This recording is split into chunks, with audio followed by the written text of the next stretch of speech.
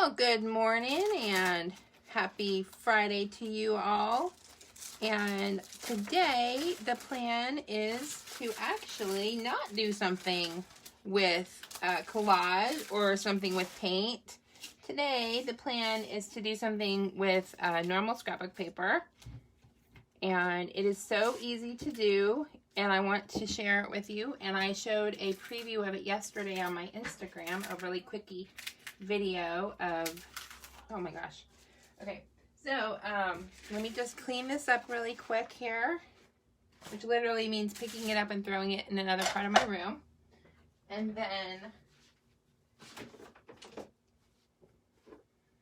what I want to create today is some of these card envelopes. See, they're very cute. They are perfect for holding gift cards or just using them as a pocket in your journals for whatever reason. I followed a tutorial on YouTube first, pardon me, that cut them at a specific size, but the problem was that if you cut them at that size, it leaves you with a little strip of paper that you have to put aside for later. And I wanted to create ones that were not going to create any sort of paper, have any extra paper left over. So I adjusted the size a little bit, and it turns out that you can actually cut them at 6 instead of what they said was 4, I think. Yeah. And so the cutting instructions are easy. It's just a 6x4 strip of paper, and basically you can take your 12x12 paper, and I'll show you here in a minute. Let me grab some. I had some of this paper that has little, these are already cut, but let me show you what I can do.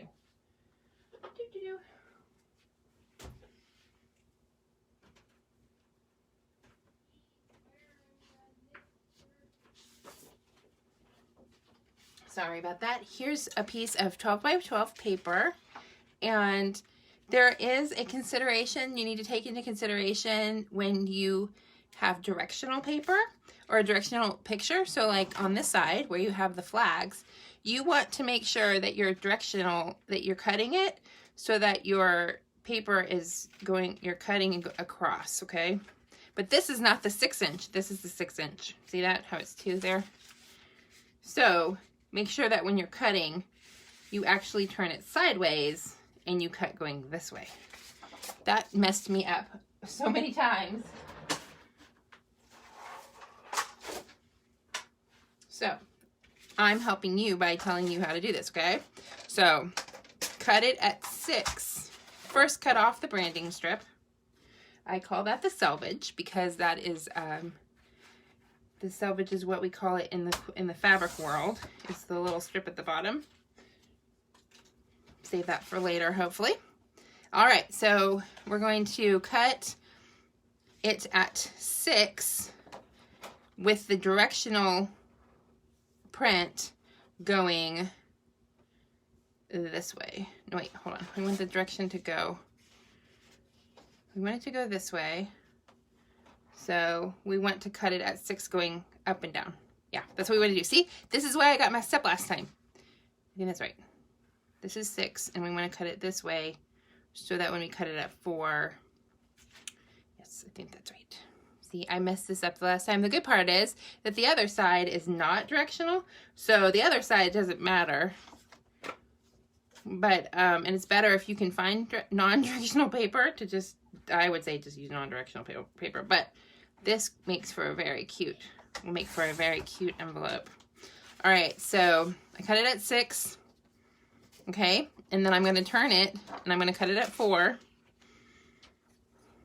6x4, and you can get multiple envelopes out of one sheet of paper. You can get 6.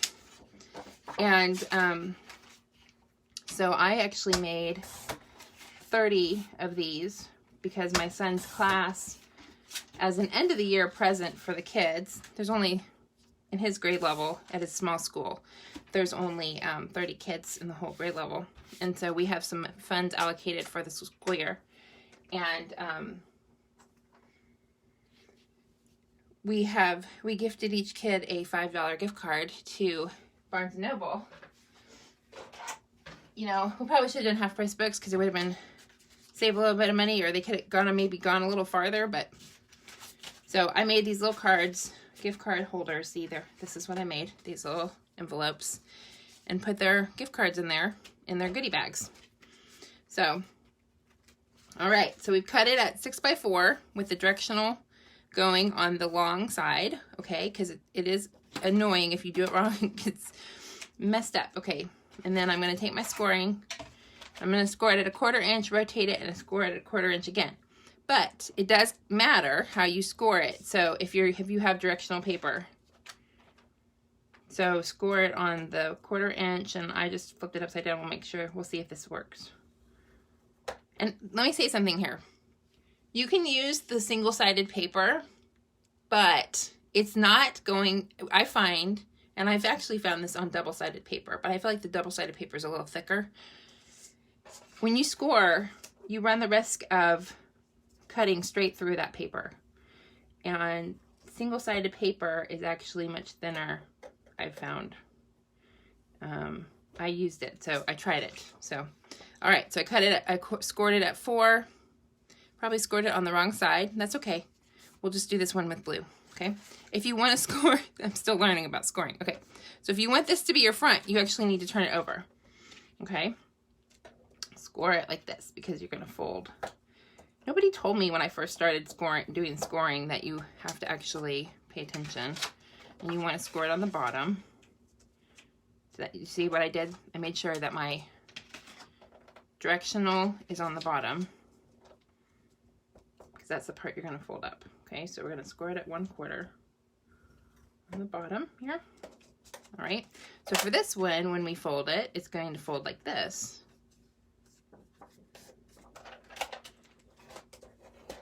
Versus this one, when we fold it, it wants you to fold it in, which is fine.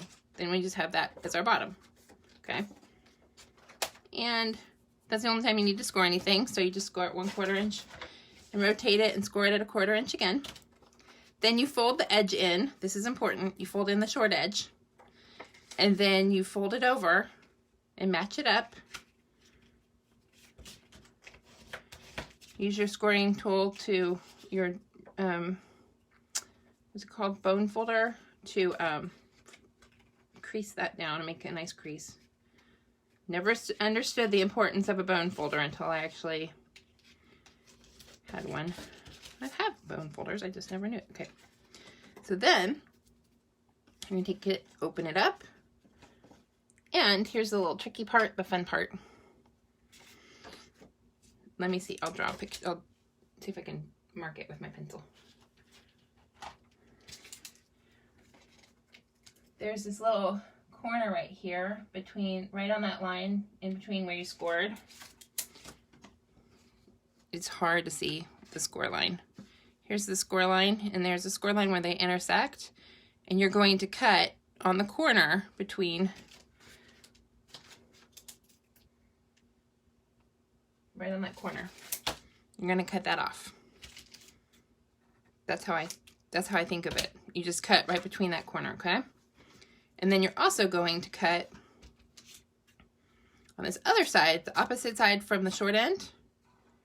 You're going to cut this piece off, and then we're going to create a little notch, or whatever, what is this called? Angled edge on this side too. So we're going to cut it a little angle going this way, just like that.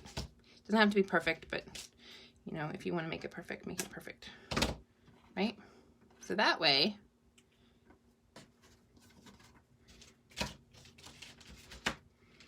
when you take that edge that's already been scored, fold it up, and you fold it over, and you have your little envelope. And then you take your art glue, or your whatever glue. I have the little bottle with the teeny tiny tip on it. Let me make sure this is gonna actually come out. Yep.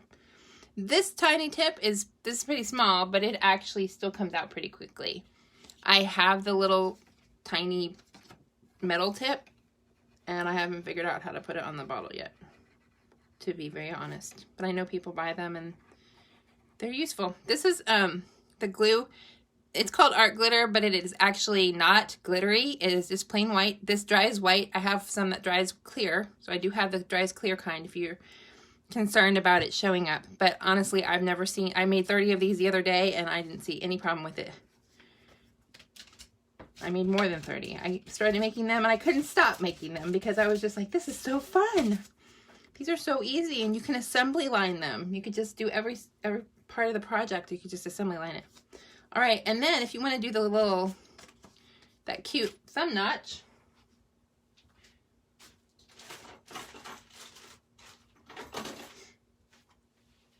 you would either get the thumb notch punch from the store or take your circle punch, and I have a couple different ones. I have this one that's a 1.5 because this one is a little more, I feel like it's a little more heavy duty, and it will actually punch through two at the same time.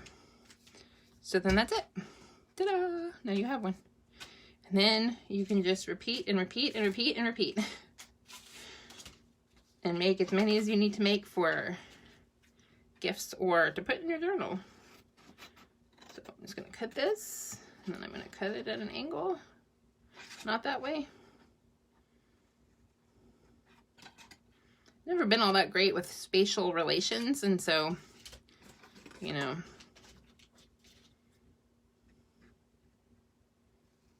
there we go. Turns out this is quite quick. I did these the other night while I was watching TV. He had his party yesterday. The kids thought it was really cool that they got these little envelopes with their gift cards in them. I made some decorated ones for the teachers for their end of the year gift card.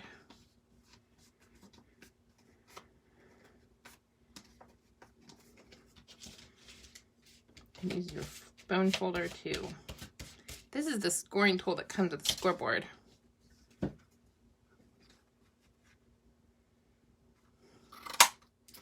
I'm just trying to figure out if the best thing to have is the trim and score, the board that actually has a trimmer and a scoring section on it, or if it's better to have a scoring and a trimming blade, so you can actually just measure and trim and score where you want to, or if it's better to have the separate board. This board's actually not really the right size. I should probably get one that's 12 by 12, but this is the one that I had in the store at the time. I don't think I have this one anymore, but I like that the tools just stores right there.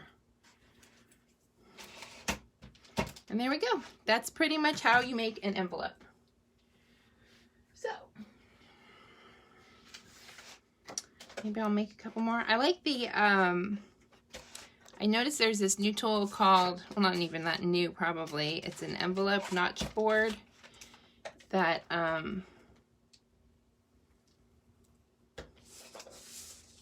is very cool because it has a scoring thing on it to where you can score.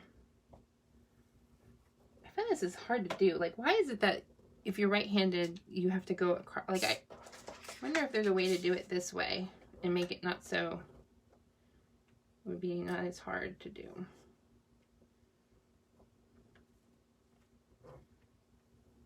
I should be scoring it the other direction.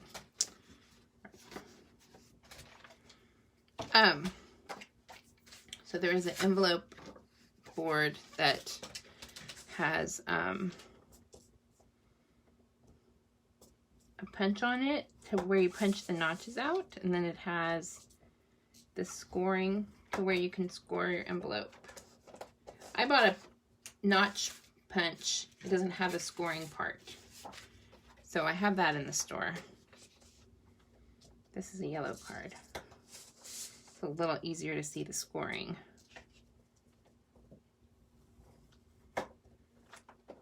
And so what I do is I cut all of them first. I cut all the pieces first. And then I go back and I score everything. And then I go back and cut out the little corners.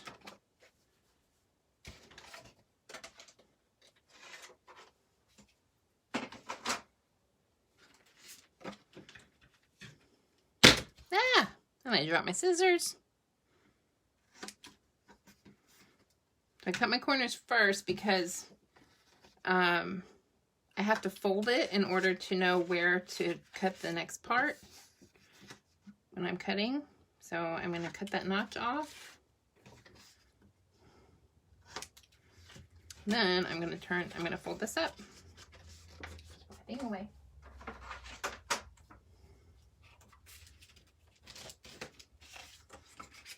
And then you can fold this over.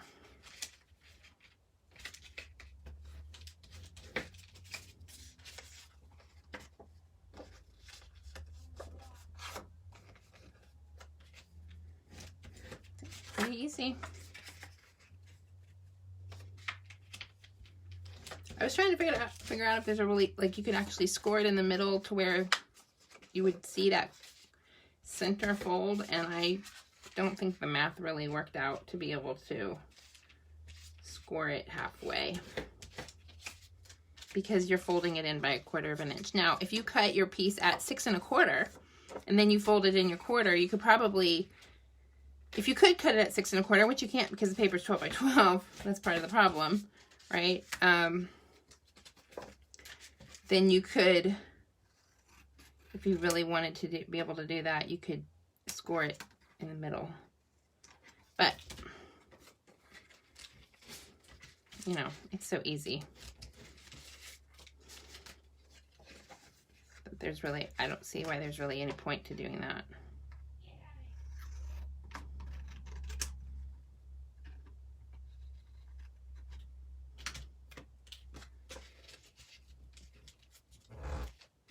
So there we go.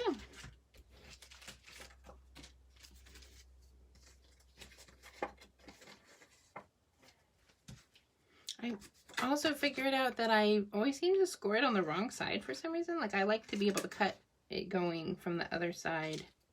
You know, from this side up, you can't really cut, like when it's like this, you can't really cut it like that. So that's one of those spatial relations if I figured out which side to score on, maybe. But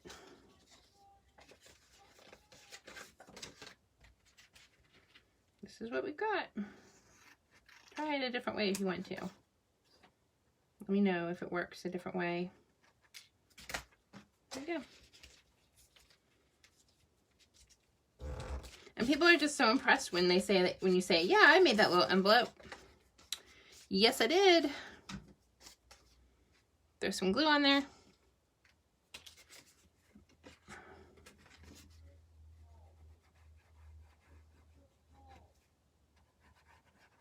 I'm sure that there's YouTube videos that say how to do this way, but like I said, I watched one, I followed her instructions. Actually, I used her instructions to cut it at the 4, it was a different size, so that it ended up with an extra, that extra little strip.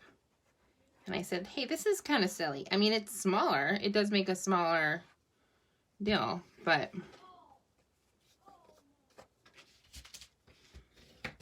I wanted to be able to use up my entire sheet of paper. You can use a glue stick. You can use score tape. You don't have to use this kind of glue. I find this glue sticks very quickly, and it's good glue. So I use it.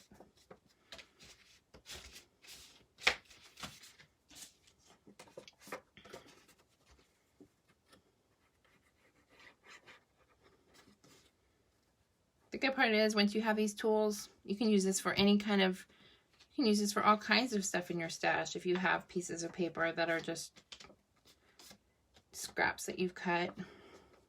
I keep seeing a lot of YouTubes about how to use up your scraps. And I'm like, that's great, except I don't have scraps because I don't make enough things with paper to really have very many scraps.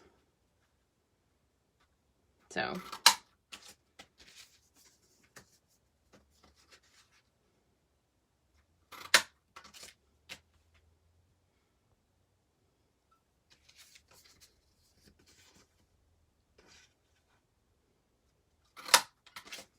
okay, there you go. And as you can see, in less than 20 minutes, already made 4, 5, 6 of these, and I have cut pieces to make many, many more. So remember, from every sheet of 12 by 12 paper, you can get 6 of these. Yeah. So plenty of stuff there, especially if you have like teacher gifts. If you have a school that you want to give gifts to a whole bunch of people, maybe not a school, maybe your team that you work with. You know, I worked in a professional environment for 7 years, and it would have been so awesome to every once in a while, even if it wasn't a gift card, if it was just a little envelope and had a little word of encouragement inside of it, I think that would have been super nice and sweet, you know? Like this one I made, this is the smaller size from the original tutorial, and I cut this out from a cut apart card, journaling card, but it would actually fit a lot better. Part of my issue was that it was overlapping, which it won't, it'll still overlap on here, but you could pop that up on a pop dot or something. So there you go. And then a lot of times the journaling cards that come in a pack of paper, it will have these tags. Lately tags have been super popular, and so the tags, this is from Marigold, from Maggie Holmes, fits in there pretty decently. You could also just take, I took the journaling card. Here's one. It's a journaling card, which is it's whatever that size is, 3x4, I think. And I trimmed it a little bit because it's actually too big to go in my envelope. And then I cut the corners to make it look like a tag, and you can cut a little hole there and put a piece of ribbon or something in the top so that it looks like a tag. That's what I did for the teachers, for theirs. And I took some embellishments from the ephemera pack and for the Marigold set, and I just embellished it.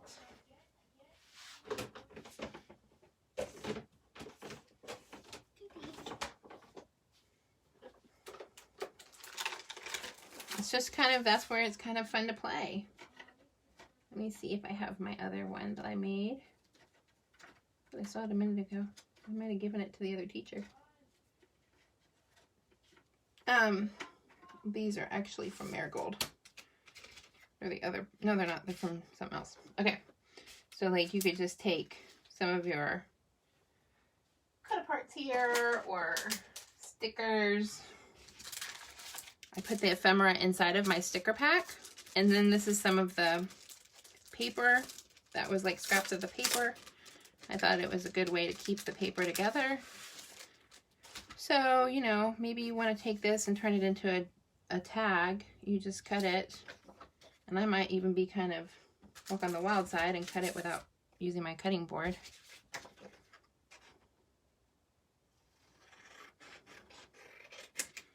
So that's too big, right? But the image has plenty of room around it, so you can still cut this.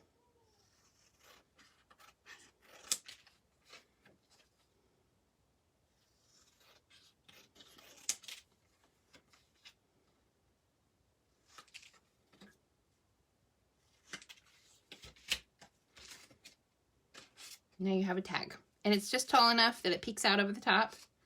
You can just put a little a hole in there and some ribbon.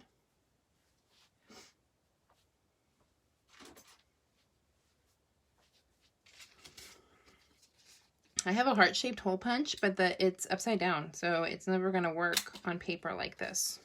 And I'm very bad about punching everything in the right spot.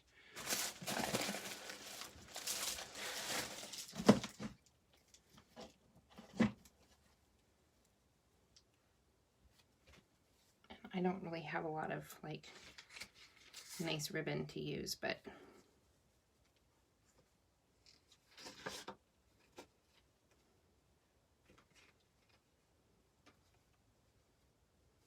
also don't know the right way to do tag ties. So there we go. See, you just can write a little message on the back. There we go. It's not the right way to do the ribbon. I know. This isn't even ribbon. This is a piece of muslin. But saw this lady, she uses something called seam binding that she buys from a store on Etsy. It's pretty cool. Put this through here like this, fold it in half, put it through, and then put this through the little loop. There we go. That will look more like a tag. Ta-da! Yay! Perfect for a... That's what I did for the teachers. I put these little things in there. I embellished the front. And I put the card behind the gift card was behind the tag. The tag was the thank you. And that's what I did. So, all right.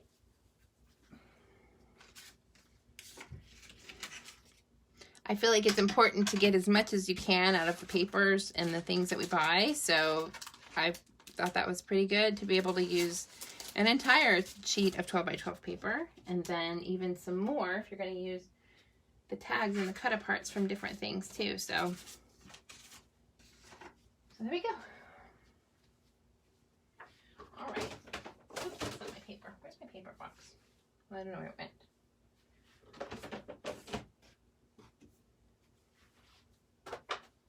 Okie dokie. So, one last thing that I want to show a little sneak peek of is I am working on some cards for this challenge called Index Card a Day. And don't forget, there is actually still time for the PCL color challenge. You can still join. You can still participate.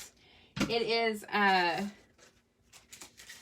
It goes until the end of May. You can enter, you can add your photos.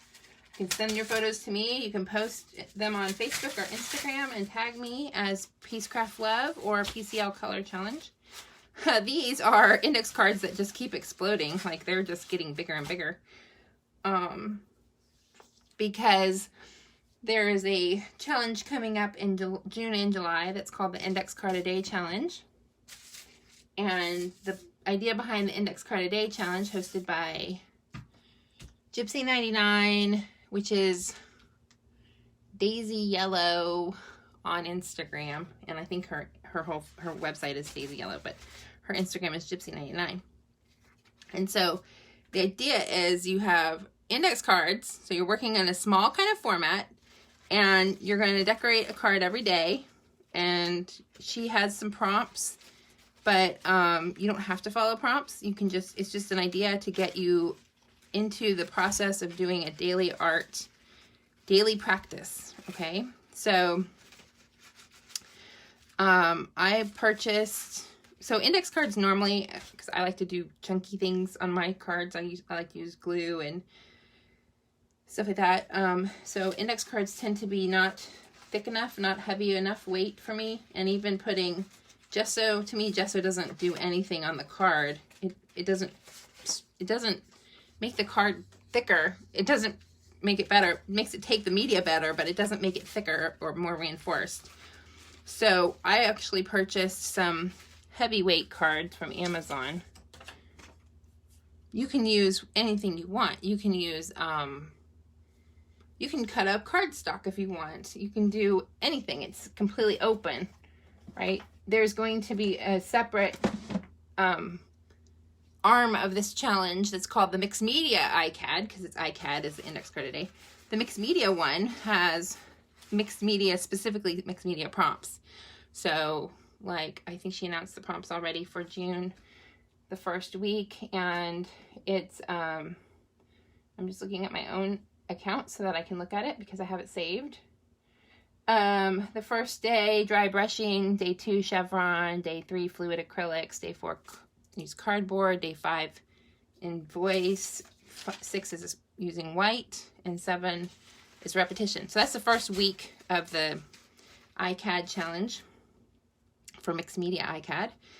And so I'm just kind of prepping my own cards to start because it's 61 cards. And I started making some cards. I started making some backgrounds using, first I used alcohol ink, and I made them on my gel plate because the 3x5 gel plate is exactly the size of an index card. Very convenient. So I was using some index cards and some alcohol inks. Honestly, these are not the thick ones. These are the thin ones, but they worked okay for background. Then I was exploring using distress oxides. I did this in my Tuesday Instagram live, which will be on YouTube in a little bit. So I did some of these using distress oxide. I think that's alcohol ink. And then I thought it would be kind of fun, and I watched this on a video and I decided I wanted to try it, to go back and collage some tissue paper over the top of some of those cards. So this is an alcohol ink one. I did this is all pattern paper tissue. A friend of mine sent me a huge box of random ephemera. I call it the Sally box. And so she sent me some tissues. It has lots of different patterns.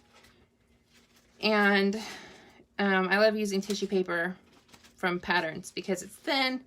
I don't feel attached to it. I know I'll never make that garment that was for a 1970s house coat or something. I know that there's plenty of them out there, so it's not hurting anybody, and it's reusing something that nobody's ever going to make anymore. Yeah, and I glued down some old papers. So my cards are getting bigger as I go. Yesterday I was just having so much fun with collage. I was just going crazy. And I haven't done all 61 yet.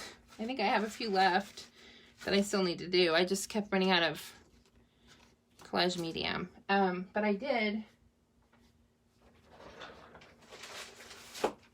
decide I wanted to do like a page in my journal. This is a background.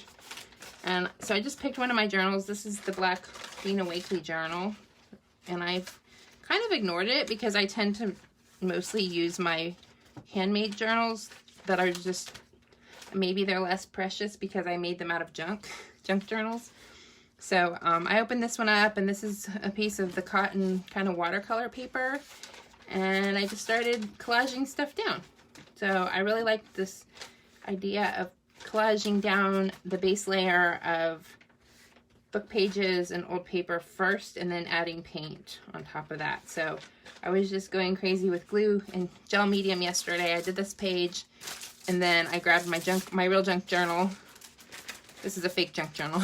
It's not junk because it's commercial made. And then I did, this is my junk journal, and I actually started on this page because it was kind of flimsy and the page was kind of torn, and so I just started adding, because when you add this kind of thing, when you're collaging onto the paper, you are actually adding another layer, plus you're adding the gel medium. So you're making it stronger by just adding those papers. And when I put this, so this page was kind of torn because apparently the pages got stuck together because I had paint, and I just closed the book before it was dry, and the pages got kind of stuck. So when I opened it, it ripped the page. And so I said, well, let me throw some papers down on it. And then on this side, it felt a little bit thin where the paper was. So I just kept going, and I added more paper to this side. And as I was working on these, I was also adding to my cards. So now my cards have lots and lots of collage on them. So I have to trim those down probably at some point. But at least now I can just, when I go to do index card a day, I can look at the prompt and I can just grab my cards. Oh, today's prompt is dry brushing, which I don't even know if that is. I have to look it up on YouTube. And so, okay, well, day one is dry brushing. Cool. I'm going to go look it up, and then I'll practice it on my card. And I won't care what the overall design is or what the background is, but it's not blank anymore. So there's no white page. There's no fear of the blank page anymore, right? It's all just something. And they're not precious. They're just made out of random papers. And honestly, I didn't even make a dent in my papers. Probably made more papers because there's scraps. So it was fun though, and I had a lot of fun playing with it. And I love adding the layers. So that's what I wanted to share, that I did that yesterday. And if you're interested, if you're curious about the iCAD, We're definitely still doing the PCL challenge in June. I've already chosen the color, so I'll announce that soon, since Monday is the 1st, right? Monday's the 1st, Sunday's the 1st. Since we're coming up to the end, no, Tuesday's the 1st, Monday's Memorial Day.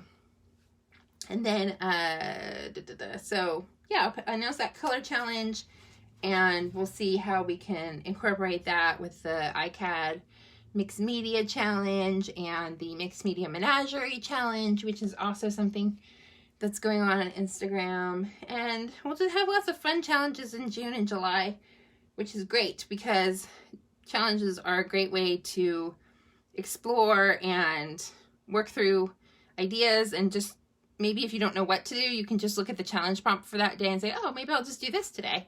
Or, oh, this one is from day 2, but today's day 5. But, you know, day 2 looks pretty good. I'll just try that one. So, lots of different things you can try and do and explore. Obviously, this is more of my wheelhouse than, is that obvious, than doing the paper. But I really like doing the paper too. So, I like making something out of some plain paper and using it, not even plain, pattern paper, and using it to make something new and not just have it sitting on my shelf. Alrighty.